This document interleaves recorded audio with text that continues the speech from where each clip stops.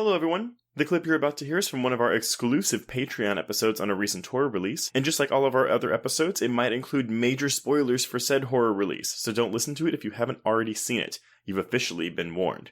And if you'd like to hear the full episode, just head on over to patreon.com/horrorqueers and subscribe today. Without further ado, here is your exclusive Patreon clip. It's just one of those undercooked elements of this movie of which it feels like there are many. Like, this is shoddily put together. It feels hasty, like this is first draft material to me. Okay. Well, moving on then to what do we think about Chris Messina's Will?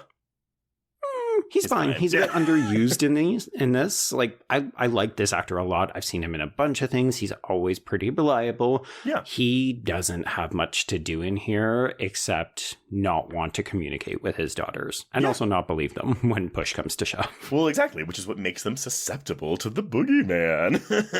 I thought you said it was the trauma that made them susceptible. Well, that's where it's murky. Like, again, it's not incredibly well thought out. So you admit it's shit. I'm not saying it's shit. I'm just saying it's not the best portrayal of grief I've ever seen. Yeah. I wish that we had to spend a little bit more time with Sadie trying to connect with her dad. We get about 2 semi-aborted sequences. And I think part of it is that they come a little later in the film, at which point I really feel like the dad Will character should be starting to come on board with what's going on a little. Like, he's really resistant to acknowledging anything is happening for way too much of this film. Well, because he's so grief-stricken that he can't see things that are right in front of his face. Shut up. That's the narrative shorthand, and I got it. I'm just like, what is he doing for 90% of this movie? There's whole sequences where the girls are just seemingly at home alone, getting the shit scared out of them. And it's like, where is dad? Is he having nighttime clients? Is he out drinking? Like, I don't know. It just feels like he's a character who shows up every once in a while, and then most of the time it's like, no, he's just not here, but we're not going to tell you anything more. Well, he says later in the film, like, he didn't say I never wanted to be a dad, but he's like, I was never like the father figure type, and so when mom died, I was not ready for this. Like, again, I get it. It's too easy, but like, that's your explanation as to why he's been the way he is this entire movie.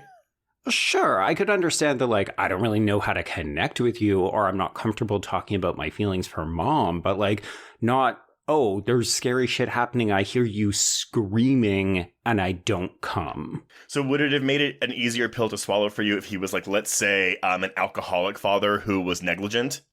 Maybe. At least it would kind of explain where he is for large portions of this film. Yeah, but he is a quote-unquote seemingly well-put-together psychiatrist in this film. Right. Even like, oh, I was doing a house call. I was doing professional development. I was like, just anything. Tell me where this man has been. See, these are just such little nitpicks for me. I'm just kind of like, whatever.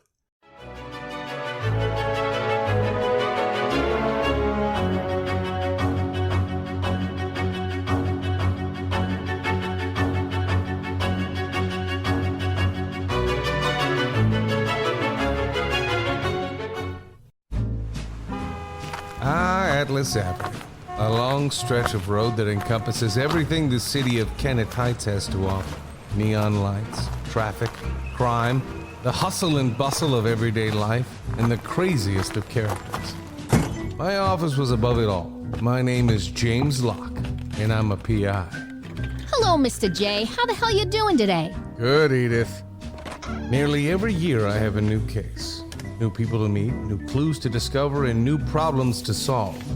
But I do it the old-fashioned way. No technology. Nothing post-1950.